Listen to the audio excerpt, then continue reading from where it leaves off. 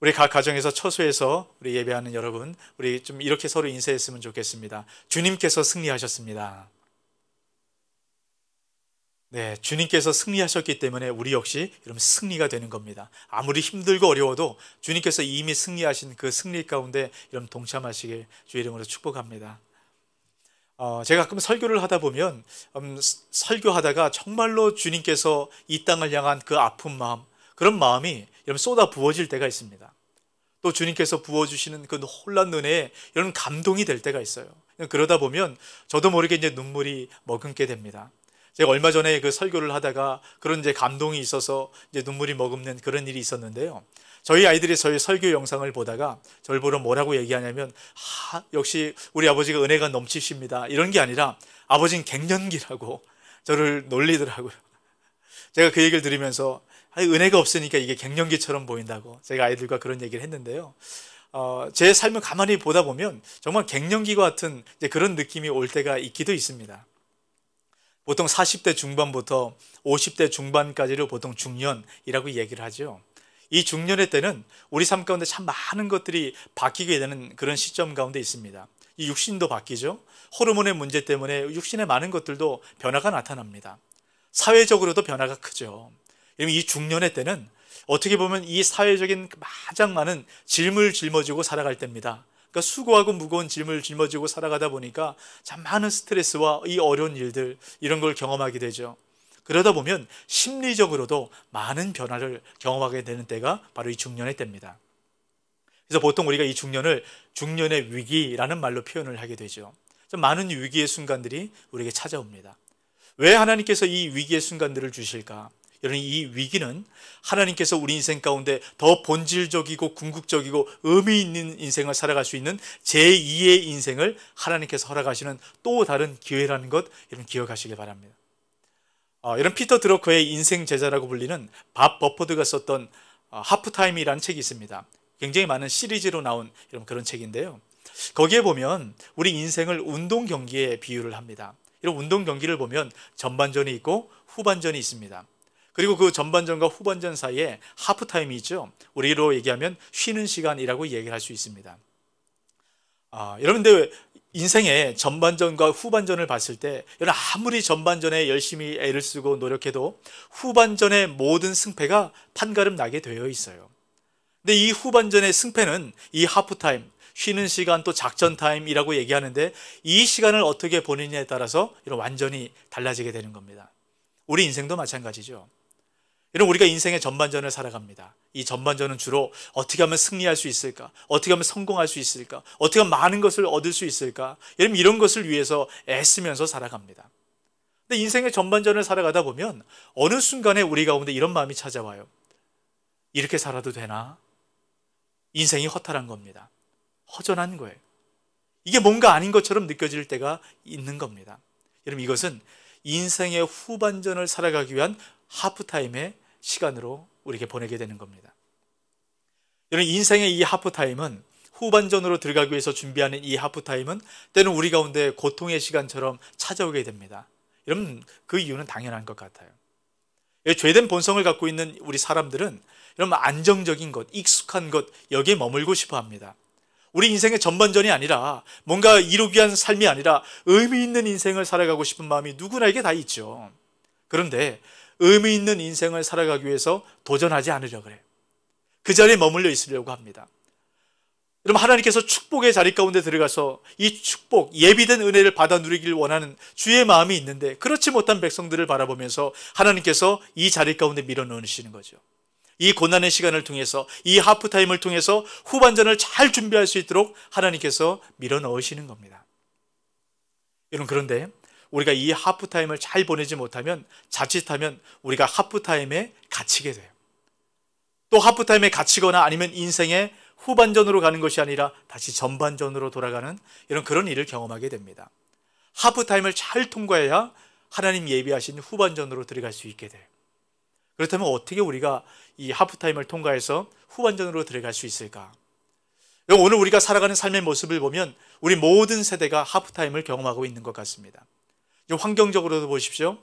코로나 이전과 이후에 완전히 다른 삶을 살아간다라고 그렇게 얘기하지 않습니까? 다시는 이전으로 돌아가지 못한다라고 얘기를 하죠. 우리에게 하프타임이 온 거예요. 이 하프타임을 잘 보내야만 우리가 코로나 이후에 풍성한 삶을 누려받게 되는 겁니다. 이런 우리 인생도 그렇지 않습니까? 우리 교회도 하프타임을 보내고 있어요. 우리가 10여 년 동안 이곳에서의 다소연 비전의 꿈을 꾸었죠. 이제는 주님께서 새로운 지경으로 새로운 처소를 우리에게 허락하셔서 그곳에 이 다솜의 풍성한 열매를 기대하며 우리가 이동을 하려고 합니다. 우리도 지금 하프타임을 이런 보내고 있는 거예요. 이 하프타임을 잘 통과해야만 그 풍성한 후반전으로 들어갈 수 있게 되는 것입니다. 어떻게 이 하프타임을 통과할 수 있는가? 오늘 말씀을 통해서 이 풍성한 은혜 가운데 거하게 되시길 주 이름으로 축복합니다. 우리가 이제 계속해서 지금 창세기 말씀을 묵상하고 있는데요. 여러분, 창세기 말씀 가운데 특별히 우리가 묵상하고 있는 말씀은 야곱의 가족에 대한 이야기를 함께 묵상하고 있죠. 오늘 말씀에 보면 창세기 43장 말씀에 보면 야곱의 지금 상황이 어떤가, 야곱이 어떤 상황 가운데 있는가를 말씀합니다. 여러분 1절 말씀을 한번 보시기 바랍니다. 그 땅에 기근이 심하고 라고 얘기를 하죠. 여러분 그 땅이 어디입니까? 가나안 땅이에요. 여러분 가나안 땅은 젖과 꿀이 흐르는 이 풍요의 땅을 얘기합니다. 여러분 젖과 꿀이 흐르는 풍요의 땅에 지금 뭐가 왔다고요? 기근이 왔다라고 얘기해요. 근데 여기서 이 기근이라는 말을 어떤 표현으로 사용하냐면 앞에서 나왔던 기근과 다른 표현을 사용합니다. 이 기근이란 말은 카베드라는 말을 사용하고 있는데, 여러분 이 기근이 너무너무 심해서 이제 견딜 수 없는 그런 상황 가운데 이르렀다라는 지금 의미를 얘기합니다. 여러분 젖과 꿀이 흐르는 약속의 땅에 기근이 찾아왔어요. 지금 야곱의 상황은 이렇게 끝나지 않습니다. 여러분 2절 말씀을 보십시오. 그들이 애굽에서 가져온 곡식을 다 먹음에, 여러분 곡식이 떨어진 상태예요. 지금 기근이 임했는데 곡식까지 떨어졌습니다. 이제 먹을 것이 하나도 없다라는 거예요. 그러면 곡식을 사러 가면 되지 않겠습니까? 지금 이 땅에 온 땅에 기근이 들었기 때문에 곡식이 있는 곳이 이집트입니다. 이집트 가서 이미 곡식을 한번 사온 상태예요. 또 다시 가서 곡식을 사오면 되지 않겠습니까? 근데 지금 그럴 수도 없는 상태입니다. 그럼 3절을 보세요. 유다가 아버지에게 말하여 이르되 그 사람이 우리에게 엄히 경고하여 이르되 너희 아우가 너희와 함께 오지 아니하면 너희가 내 얼굴을 보지 못하리라 하였으니, 이런 이집트의 총리가 야곱의 자녀들에게 얘기한 겁니다. 너희가 너희 막내 동생 베냐민을 데려오지 못하면 다시는 내 얼굴을 보지 못할 것이다. 양식을 얻을 수 없을 것이다 라고 얘기를 하는 겁니다. 하지만 야곱은 이 막내 아들 베냐민을 절대로 내어줄 수 없는 그 상황 가운데 있습니다. 이런 앞으로도 나아가지 못하고 뒤로도 물러갈 수 없는 상황입니다. 사면초가의 상태. 여러분 야곱이 어떤 사람입니까? 하나님께서 아브라함을 부르셨죠. 믿음의 조상으로 부르셔서 온 세상 가운데 복을 전해주기 위해서 복의 통로로 부르셨습니다. 여러분 야곱 역시 그렇게 부르셨어요. 그래서 이스라엘의 하나님을 얘기할 때 아브라함의 하나님, 이삭의 하나님, 야곱의 하나님으로 부르죠. 야곱 역시 믿음의 조상입니다. 믿음의 사람이라는 것이에요. 근데 이 믿음의 사람 가운데 지금 찾아온 것이 뭡니까? 기근이 들었어요. 먹을 양식이 없습니다. 또 양식을 구할 수도 없는 상황이. 여러분 하나도 힘든데 여러 가지 문제가 지금 야곱을 집어삼키려고 지금 어려운 상황 가운데 야곱이 머물러 있다는 거예요. 여러분 믿음의 사람 가운데 왜 이런 문제가 생겼을까? 이런 우리가 이것을 잘 살펴봐야 됩니다. 이런 우리도 때로는 이럴 때를 만날 때가 있지 않습니까? 우리가 예수 그리스도 믿고 그분 의지하고 살아갑니다. 믿음 붙들고 살아가요. 여러분 그러면 최소한 이 땅 가운데서 아무 많은 그 부자나 많은 성공이나 이런 걸 누리지 않더라도 최소한 어려움이 있을 때 주님께서 지키시고 보호하시는 이 은혜 우리가 기대하지 않습니까? 여러분 그런데 때로는 우리 삶 가운데 사방으로 우겨쌈을 당하는 이런 그런 일들을 만날 때가 있습니다. 제가 지난 한 주간 동안에 우리 많은 성도님들과 또 연락을 하고 또 성도님들의 상황을 제가 듣고 그런 시간을 보냈어요. 지금 코로나19의 2.5단계로 참 어려운 상황 아닙니까? 우리가 이전에도 밖에 나가지 못하는 상황이었는데 지금은 더 밖에 나가지 못하는 거예요. 특별히 연로하신 분들, 기저질환자분들은 이런 밖에 나갈 수가 없는 겁니다. 이런 젊은 사람들도 밖에 나다니는 사람들도 이런 답답하고 힘든 상태예요. 여러분 집안에 보내는 것이 얼마나 힘들겠습니까? 답답하고 우울한 마음이 이런 찾아올 수밖에 없는 상황입니다. 근데 이 2.5단계로 인해서 이런 사업장을 일시적으로 폐쇄해야 되는 이런 그런 성도님들도 계세요. 여러분, 사업장 문은 열어놨지만 손님들이 오지 못해서 한 사람도 그 사업장을 찾지 못하는, 손님이 없었던 이런 그런 일들도 우리 듣게 됩니다. 그 마음이 얼마나 힘들까요? 또 이런 상황 가운데 가족이 아픈 사람들이 있어요. 그리고 크고 작은 여러 가지 문제들 때문에 많은 마음의 그 갈등과 어려움과 그 고통 가운데 있는 그런 이야기를 듣게 됩니다. 이러면 어떠세요? 이 한 가지만 해도 너무너무 힘들지 않겠습니까? 여러분, 그런데 이 일들이 한꺼번에 몰아닥치는, 여러분, 이럴 땐 믿음이 흔들리는 겁니다. 하나님, 왜 이런 일들을 이렇게 몰아주십니까? 정말 제가 하나님 자녀가 맞습니까? 하나님, 저를 왜 이렇게 막다른 골목까지 하나님 밀어붙이십니까? 하나님께 부르짖을 수밖에 없는 것이죠. 왜 그럴까요? 믿음의 사람이었던 야곱에게, 또 믿음의 삶을 살아가는 우리 인생 가운데 왜 하나님께서 이렇게 많은 어려움들과 문제 상황 가운데 밀어넣으실까요? 이 시간이 바로 하프타임이라는 거예요. 이 하프타임을 통과할 때 우리가 인생의 후반전, 하나님께서 예비하신 그 축복의 삶으로 우리가 들어갈 수 있게 된다는 겁니다. 여러분, 이 하프타임을 통과해서 후반전으로 잘 들어가게 되시길 주의 이름으로 축복합니다. 여러분, 그런데 우리가 이 하프타임을 통과할 때 우리 몇 가지 주의해야 될 상황들이 있습니다. 우리가 이 하프타임에 갇히게 만들거나 이 하프타임에 걸려 넘어져서 인생의 전반전으로 돌아가게 만드는 이런 그런 일들이 있어요. 여러분, 야곱의 삶을 통해서도 우리가 그걸 보게 되는데요. 여러분, 6절 말씀을 보십시오. 이스라엘이 이르되 너희가 어찌하여 너희에게 또 다른 아우가 있다고 그 사람에게 말하여 나를 괴롭게 하느냐. 지금 야곱이 다른 아들들에게 얘기하는 겁니다. 너희들이 왜 베냐민이 있다라고 얘기해서 나를 이렇게 고통스럽게 만드느냐라고 얘기하는 겁니다. 그러니까 아들들이 얘기하는 거죠. 아버지, 우리가 이걸 알았겠습니까? 알았으면 얘기하지 않았겠죠. 갈등이 나타나는 겁니다. 지금 야곱은 이 모든 문제의 원인들을 자식들 탓을 하는 거예요. 남 탓을 하는 겁니다. 여러분, 이것이 이 죄를 가진 우리 삶 가운데 고난 앞에 머물렀을 때 나타나는 아주 자연스러운 반응입니다. 책임을 전가하는 겁니다. 이 짐을 짊어지고 싶지 않고 여기 문제에서 빠져나오고 싶은 거예요. 여러분, 그런데 그렇습니까? 남 탓을 하고 원망을 하고 책임 전가를 할 때 이런 오히려 이 하프타임에 갇혀요. 본질적인 문제를 바라보지 못하게 되는 겁니다. 지금 야곱이 그런 상태라는 거예요. 또 야곱의 또 다른 지금 문제점이 있습니다. 이런 11절, 12절 말씀을 한번 보시기 바랍니다. 그럼 11절 말씀 가운데 지금 야곱이 어떻게 행하고 있냐면, 그들의 아버지 이스라엘이 그들에게 이르되 그러할진대 이렇게 하라. 너희는 이 땅의 아름다운 소산을 그릇에 담아 가지고 내려가서 그 사람에게 예물로 드릴지니 곧 유향조금과 꿀조금과 향품과 모략과 유향나무 열매와 감복숭아이니라. 여러분, 지금 이 내용들은 가나안 땅의 특산품들을 얘기합니다. 아주 귀한 거예요. 아주 귀한 것을 가져가서 이집트 총리의 그 마음을 사서 그 환심을 얻으려는 여러분 그 야곱의 마음이 보여집니다. 여러분, 이것이 이 세상에 살아가는 많은 사람들이 지금도 우리가 그런 일들을 행하고 있지 않습니까? 사람의 마음을 누리키는 거죠. 아주 좋은 전략적인 방법이 될 수 있습니다. 여러분, 12절 말씀도 보십시오. 너희 손에 갑절의 돈을 가지고 너희 자루 아귀의 도로 넣어져 있던 그 돈을 다시 가지고 가라. 혹 잘못이 있었을까 두렵도다. 여러분, 이전에 양식을 사왔는데 여러분 돈 계산이 잘못된 것처럼 여러분 그렇게 보여지는 겁니다. 혹시나 문제가 있을 걸 대비해서 갑절로 가지고 가서 배상을 하라는 거죠. 아마 아주 정말 지혜로운, 아주 합리적인, 효과적인 그런 방법들을 야곱은 너무너무 잘하는 것 같아요.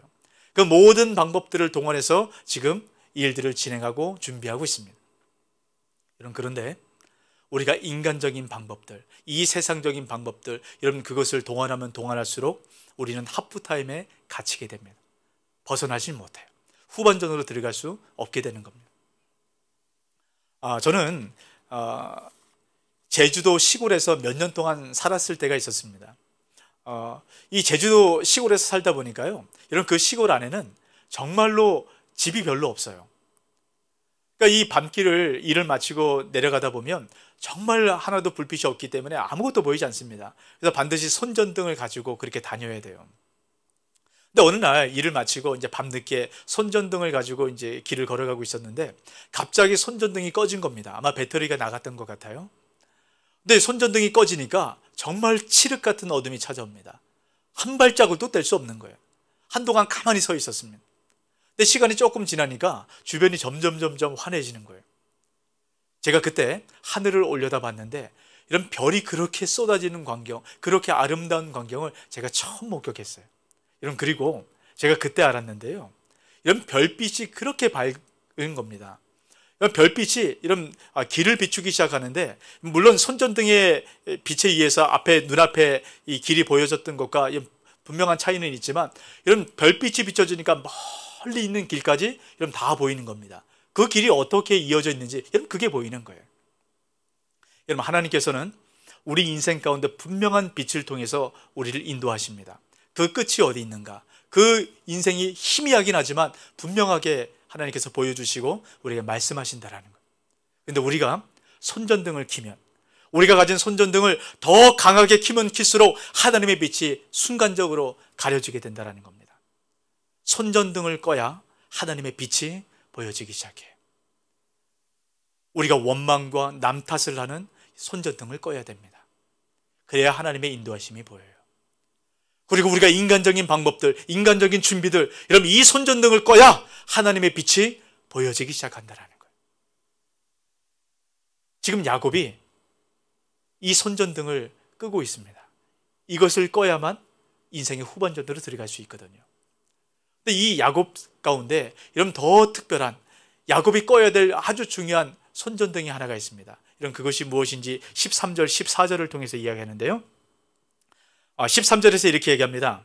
내 아우도 데리고 떠나 다시 그 사람에게로 가라. 지금 야곱이 베냐민을 내어놓기 시작합니다. 절대로 베냐민만큼은 내가 포기하지 못하겠다, 그렇게 말했던 지금 베냐민을 지금 야곱이 내려놓기 시작을 해요. 그리고 14절에서 얘기합니다. 전능하신 하나님께서 그 사람 앞에서 너에게 은혜를 베푸사 그 사람으로 너희 다른 형제와 베냐민을 돌려보내게 하시기를 원하노라. 내가 자식을 잃게 되면 이르리로다. 지금 야곱이 뭘 하고 있습니까? 베냐민을 놓고 있는 거예요. 지금 야곱에게 가장 큰 걸림돌, 이 하프타임에 갇히게 만들었던 것, 야곱의 장애물, 여러분, 그것은 바로 베냐민이었습니다. 베냐민을 놓지 못하는 거예요. 지금 야곱이 베냐민을 내려놓기 시작합니다. 여러분, 야곱에게 있어서 베냐민은 막내 아들, 아주 귀한 아들, 다른 아들 중에 한 명, 그런 아들이 아닙니다. 자기 전부 생명과 같은 이런 그런 존재예요. 이런 창세기 42장 38절 말씀을 보십시오. 야곱이 이르되 내 아들은 너희와 함께 내려가지 못하리니 그의 형은 죽고 그만 남았음이라. 만일 너희가 가는 길에서 재난이 그에게 미치면 너희가 내 흰머리를 슬퍼하며 스올로 내려가게 함이 되리라. 지금 야곱이 뭘 얘기하는 겁니까? 야곱의 다른 아들이 얘기합니다. 아버지, 우리가 이 베냐민만 있으면 빨리 애굽에 가서 양식을 2번이나 사올 수 있었습니다. 아버지, 이 베냐민을 데리고 아버지 잘 갔다 올 수 있도록 아버지 도와주십시오. 야곱이 얘기하는 거예요. 너희가 이 베냐민을 데리고 가면 내가 죽는 꼴을 보게 될 거야. 내 죽는 꼴을 보고 싶거든. 베냐민 데려가. 이게 뭡니까? 절대로 놓을 수 없다라는 거예요. 이런, 도대체 왜 야곱이 이렇게 베냐민을 꼭 붙들고 있었을까요? 다른 자식들이 고통당하는 것, 다른 후손들이 고통당하는 것, 이것 보면서도 왜 베냐민 놓지 못하고 있었을까요? 우리가 금방 읽었던 말씀 가운데 보면 이런 그 답이 있습니다. 여러분, 야곱에게는 4명의 아내가 있었죠. 그 중에서도 가장 사랑했던 아내가 라헬입니다. 라헬에게 2명의 아들이 있었어요. 요셉과 베냐민이죠. 우리가 익히 아는 것처럼 여러분, 야곱은 요셉을 너무너무 사랑했습니다. 늘 채색 옷을 입혀서 아무 일도 하지 않고 이런 특별한 애정을 쏟아부었죠. 그 아들을 잃어버렸습니다. 사랑하는 라헬에게서 낳은 아들이 이제 하나밖에 안 남은 거예요. 이제 요셉에게 쏟아부을 그 모든 사랑을 이제 베냐민에게 쏟아붓기 시작하는 겁니다. 이런 야곱에게 있어서 베냐민은 자기 인생의 전부입니다. 자기 생명과도 같은 바로 그런 존재예요. 여러분, 그런데 바로 이 베냐민을 내려놓기 시작할 때 인생의 후반전으로 들어갈 수 있게 되는 겁니다. 여러분, 우리 인생 가운데 베냐민이 무엇일까요? 우리가 하프타임에 갇히게 만드는 것, 그래서 인생의 후반전으로 들어가지 못하게 만드는 이런 베냐민이 무엇일까요? 우리 누구에게나 베냐민이 있습니다. 예수 그리스도 위에 우리 생각과 우리 마음을 가득 채우는 대상이 있어요. 또 우리 주님께 늘 기도하는 대상들이 있습니다. 여러분, 그것이 바로 베냐민입니다. 제가 얼마 전에 제가 알던 한 청년으로부터 연락이 왔습니다. 제가 오랫동안 그 청년과 이제 상담을 하게 되었는데요. 그 청년의 고백과 이 아픈 마음, 이 상담의 마음은 그런 겁니다. 이 어머니 때문에 너무 힘들다는 거예요. 어머니가 너무너무 자기를 잘해준다는 겁니다. 모든 걸 너무너무 잘 챙겨줘서 힘들다는 거예요. 이런 배부른 고민처럼 느껴지시죠? 이런 그렇지가 않아요. 이 청년이 어렸을 때부터 어떤 옷을 입어야 될까? 어떤 친구를 만나야 될까? 어떤 대학에 들어가야 될까? 대학을 졸업하고 나서는 어떤 직장에 들어가야 될까? 이것까지 다 정해주는 겁니다. 또 여자친구를 사귀어야 될지 말아야 될지, 또 이 여자친구와 헤어져야 될지 말아야 될지, 이 어머니가 다 결정해 준다는 거예요. 얼마 전에 어머니가 이 여자친구와 헤어지라 그래가지고 헤어졌다라는 겁니다. 그래서 너무너무 마음이 힘들다는 거예요. 그리고 어머니가 이 자식을 너무 사랑해서, 이 40이 넘은 아들입니다. 이 밤마다 이 아들이 자는 방으로 들어와서 아들에게 이불을 덮어준다는 거예요. 너무 극진한 사랑 아니에요? 근데 이 청년의 고민은 그겁니다. 더 마음이 힘들고 어려운 것은 혹시나 이 어머니의 이 관심, 어머니의 사랑으로부터 이 사랑이 끊어지면 내가 혼자 내 삶을 스스로 살아갈 수 있을까? 내 삶의 결정은 내가 할 수 있을까? 여러분, 이것이 두렵다라는 거예요. 그렇게 못할 것 같다라는 겁니다. 여러분, 왜 이 청년의 어머니가 이 아들을 이렇게 끔찍하게 사랑할까? 제가 그 어머니를 잘 압니다. 그 어머니는 이 아들을 너무너무 사랑해서 이렇게 하는 거예요. 외아들입니다. 아들이 하나밖에 없어요. 그런데 아들을 사랑한 것 외에 또 다른 그 깊은 마음에 하나의 문제가 있습니다. 그것은 무엇이냐면, 이 어머니가 젊은 시절에 이 집으로 시집을 왔어요. 근데 이 남편이 별로 이 어머니를 사랑하지 않는 겁니다. 그래서 아들을 하나밖에 낳지 못했어요. 늘 무관심한 그런 외로운 가운데 그 삶을 살아왔습니다. 그러다 보니까 이 모든 마음을 아들에게 쏟아붓는 거예요. 이 아들이 사실은 아들이 아니라 남편인 겁니다. 이 아들을 통해서 남편의 사랑을 찾으려고 하는 거예요. 그리고 이 시댁에서 많은 어려움을 당했어요. 그래서 이 어머니가 결심을 한 거예요. 내가 어떻게 아들을 양육하는가? 내가 보여주겠노라. 이 결심 때문에 특별한 애정과 사랑을 가지고 아들을 양육하기 시작합니다. 여러분, 그런데 이 특별한 사랑, 여러분, 이것이 결국 아들을 힘든 상태로 몰아넣고 있다는 겁니다. 이 청년의 어머니에게 있어서 이 아들은 베냐민이에요. 놓을 수 없는 대상인 겁니다. 여러분, 우리가 자녀만 베냐민일까요? 우리 가운데 많은 베냐민이 있습니다. 절대로 놓을 수 없는 것. 어떤 사람에겐 돈이 될 수 있습니다. 성공이 될 수 있어요. 명성이 될 수 있습니다. 인정받으려고 하는 마음이 될 수 있습니다. 정치적인 신념이 베냐민이 될 수가 있어요. 여러분, 이 베냐민을 놓아야만 여러분, 우리가 이 하프타임에서 넘어가 인생의 후반전으로 들어갈 수 있게 되는 겁니다. 여러분, 그런데 왜 이 베냐민을 놓지 못할까? 여러분, 야곱을 잘 보십시오. 야곱이 왜 이 베냐민을 놓지 못했을까? 야곱은 베냐민을 놓았을 때 베냐민에게 임할 여러분 그 여러 가지 어려운 일들을 생각하며 이 두려움 가운데 잡혀 있었던 겁니다. 혹시 문제가 생기면 어떡하나? 여러분, 그런데 야곱이 베냐민을 놓았을 때 여러분 어떤 결과가 생겼는지 아세요? 여러분 23절 말씀을 보십시오. 그가 이르되 너희는 안심하라. 두려워하지 말라. 너희 하나님, 너희 아버지의 하나님이 재물을 너희 자루에 넣어 너희에게 주신 것이니라. 너희 돈은 내가 이미 받았느니라 하고 시므온을 그들에게로 이끌어내고. 지금 애굽에 총룰이 있었던 그 요셉의 시종이 와서 이야기를 하는 겁니다. 지금 요셉의 시종이 와가지고 청지기가 와서 형제들을 요셉의 처소로 데리고 가는 거예요. 뭐 요셉이 이집트의 총리가 요셉이라는 걸 지금 모르고 있는 상태 아닙니까? 그러니까 이제 요셉의 다른 형제들이 두려운 상태 가운데 빠진 거예요. 야, 우리를 노예로 이끌어가다가 삼으려는가 보다. 두려움 가운데 있었습니다. 여러분, 그런데 지금 뭐라고 얘기합니까? 두려워하지 말라는 겁니다. 평안을 선포하는 거예요. 야곱은 이 두려움 때문에, 자식을 잃을까 하는 이 두려움 때문에 베냐민을 놓지 못했어요. 근데 하나님께서는 이미 평강을 예비해 두셨다라는 겁니다. 요셉은 이 두려움 때문에, 야곱은 이 두려움 때문에 베냐민을 붙들고 있었고, 이 붙들고 있었던 이 마음 때문에 결국은 베냐민도 힘들게 했고 다른 모든 자식들을 기근과 고통 가운데 몰아넣었던, 여러분, 그런 어리석음을 범했던 겁니다. 베냐민을 내려놓을 때 주님께서 예비하신 평강의 은혜를 누려받게 된다는 것이. 여러분, 또 한 가지, 야곱이 베냐민을 놓았을 때 하나님께서 베풀어 주셨던 축복은 무엇이냐면 풍성함입니다. 여러분, 34절 말씀을 한번 보세요. 요셉이 자기 음식을 그들에게 주되 베냐민에게는 다른 사람보다 5배나 주매 그들이 마시며 요셉과 함께 즐거워하였더라. 이런 요셉이 형제들에게 본인을 드러냅니다. 그리고 형제들을 불러서 진수성찬을 배설해요. 모든 산의 진미를 다 갖다 놓고 형제들에게 주는 겁니다. 특별히 베냐민에게는 5배를 주었다라고 얘기를 합니다. 더 풍성함을 주었던 거예요. 여러분, 한번 생각해 보세요. 야곱이 이 베냐민을 놓지 못해서 끝까지 붙들고 있었다면 이런 베냐민 삶 가운데 어떤 것이 있었을까요? 아마 야곱 아버지가 이 먹을 것까지 베냐민에게 다 주어도요 겨우 입에 풀칠하는 것 아니겠어요? 근데 베냐민을 놓는 순간 여러분, 주님께서 예비하신 이 5배나 넘는 이 풍성함 가운데 지금 베냐민이 참여하고 있다는 겁니다. 우리가 손을 놓을 때 이 하나님의 풍성함을 경험하게 됩니다. 여러분, 하나님께서는 우리에게 늘 풍성함을 주길 원하세요. 그런데 우리가 손을 펴야 하나님의 풍성함을 받게 됩니다. 여러분, 당연한 것 아니겠어요?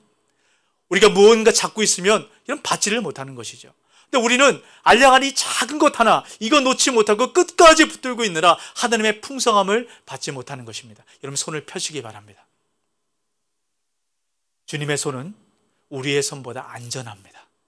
이런 우리가 주님께 베냐민을 내어드릴 때 주님께서 우리 삶 가운데 예비하신 그 풍성한 은혜를 경험할 수 있게 되는 것입니다. 베냐민을 놓음으로 말미암아 이 풍성함 가운데 참여하게 되시길 주의 이름으로 축복합니다. 여러분, 그런데 우리가 이 베냐민을 놓는 것, 이것을 너무너무 잘 알겠는데요, 이 베냐민을 놓는 것이 쉬울까요? 이게 쉽지가 않은 거예요. 여러분, 야곱은 이전에 많은 것들을 경험했습니다. 그럼에도 불구하고 베냐민을 못 놔요. 왜 그렇습니까? 자기 생명과도 같거든요. 이거 놓으면 자기 존재 자체가 사라지는 것이거든요. 여러분, 그런데 야곱이 베냐민을 놓습니다. 어떻게 야곱이 베냐민을 놓을 수 있었을까? 여러분, 14절 말씀 우리 한 목소리를 같이 읽겠습니다.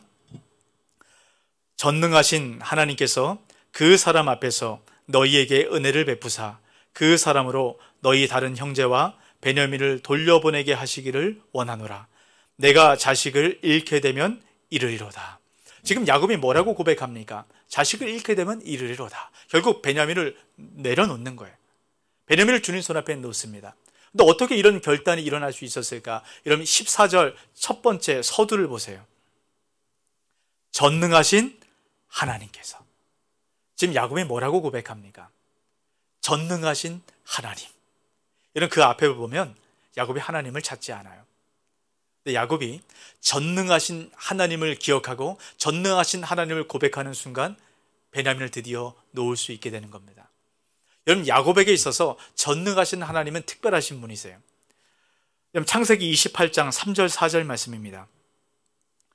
전능하신 하나님이 내게 복을 주시어 내가 생육하고 번성하게 하여 내가 여러 족속을 이루게 하시고 아브라함에게 허락하신 복을 내게 주시되 너와 함께 내 자손에게도 주사 하나님이 아브라함에게 주신 땅 곧 내가 거류하는 땅을 내가 차지하게 하시기를 원하노라. 이런 이 말씀은 어떤 말씀이냐면, 야곱이 형 에서를 속이고 또 이삭을 속여서 형이 받을 축복을 다 가로챕니다.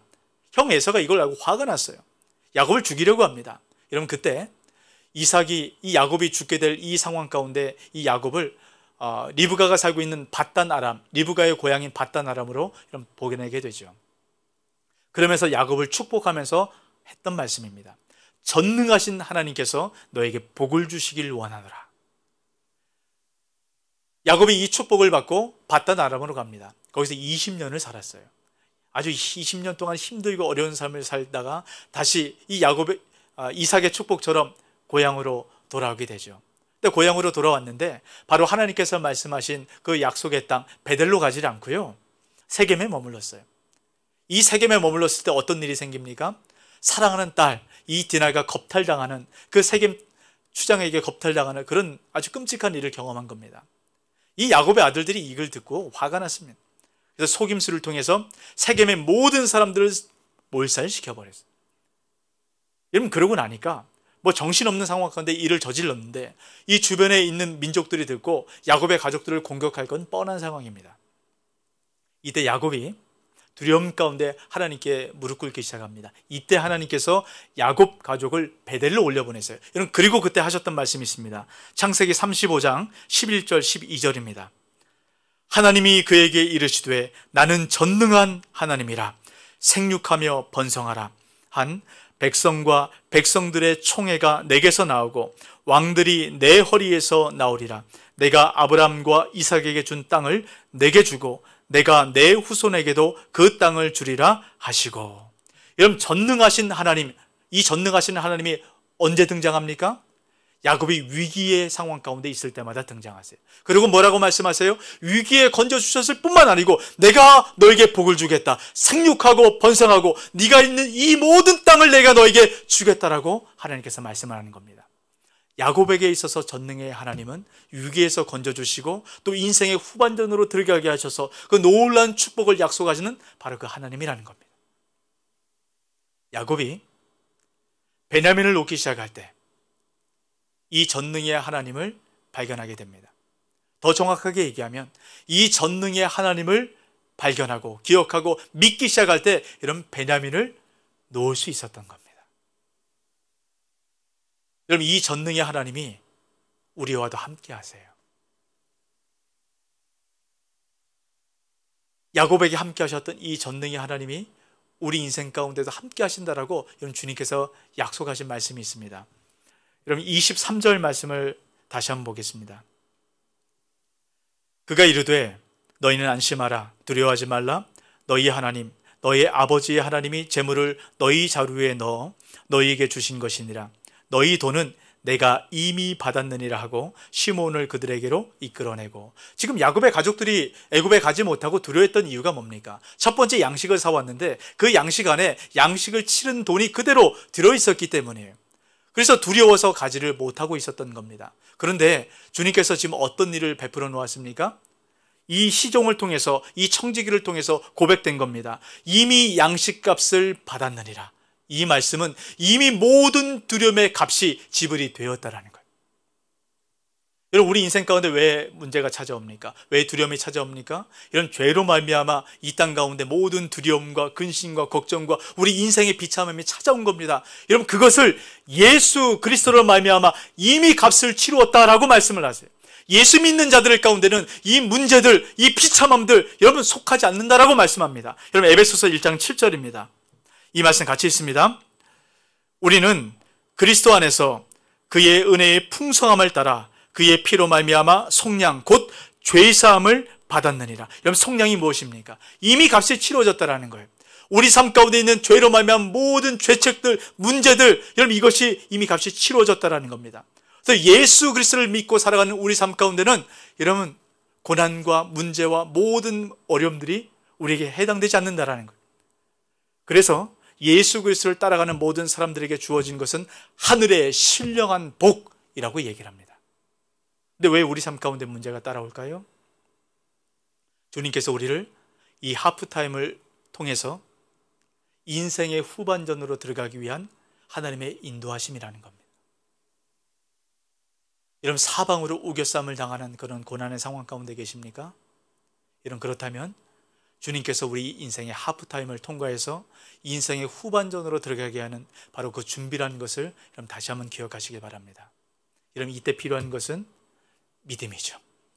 전능하신 하나님께서, 야곱과 함께 하셨던 그 하나님께서 오늘 우리 삶 가운데 함께 하신다는 바로 이 믿음, 그 끝이 분명하게 보이지 않지만 희미하게 보여지는 바로 그 길을 따라 주님께서 보여주신 그 별빛이 비춰주시는 그 길을 따라 우리가 믿음으로 한 걸음 한 걸음 걸어갈 때 주님께서 어느 순간 우리를 하프타임을 통과해서 후반전으로 들어가게 하시는 그 풍성한 은혜 가운데 참여하게 되는 저와 여러분 되시길 주의 이름으로 축복합니다. 아멘. 이 말씀을 기억하시고 우리 함께 찬양했으면 좋겠습니다.